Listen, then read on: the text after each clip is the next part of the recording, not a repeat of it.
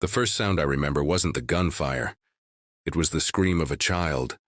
High-pitched, sharp, real. It cut through the smoke, through the chaos, through the orders blaring in my headset. And for a moment it was the only thing that reminded me I was still human. We were pinned down in an alley somewhere near the old market district of Fallujah. The air stank of burned plastic and blood. My squad was reduced from 12 men to 5 in less than 10 minutes. Every shadow looked like a muzzle flash. Every corner whispered death. Corporal Jensen was slumped beside me, his hands pressed against a wound in his abdomen. The blood kept slipping through his fingers like oil. "Stay with me," I muttered, my voice trembling. "Just stay with me." But Jensen's eyes weren't really on me anymore. They were staring at something far away, maybe back home, maybe nowhere at all. That's when I heard it again. That scream.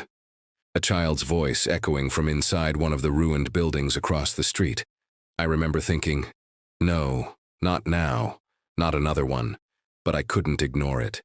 2 days earlier, we had rolled into the city under the midday sun.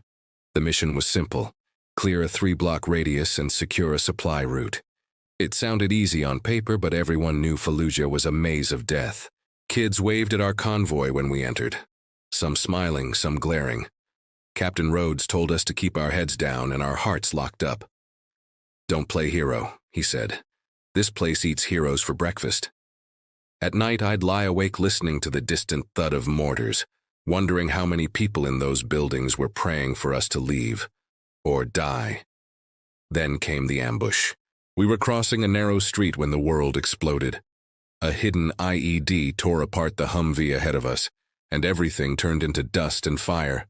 The shockwave threw me backward, ears ringing, vision flickering like a broken screen. When I got up, half the squad was gone. After that, it was just survival. Now, crouched in that alley, my rifle shaking in my hands, I kept hearing that child's voice. "Help me!" It came in waves, distant but desperate. Private Morales looked at me, his face pale under the dirt. "Sir, it's a trap. It has to be." Maybe he was right. Insurgents had used recordings before, kids' cries, women's voices went to lure soldiers out. But something in my gut twisted. This didn't sound like a recording. "Cover me," I said, stepping into the open.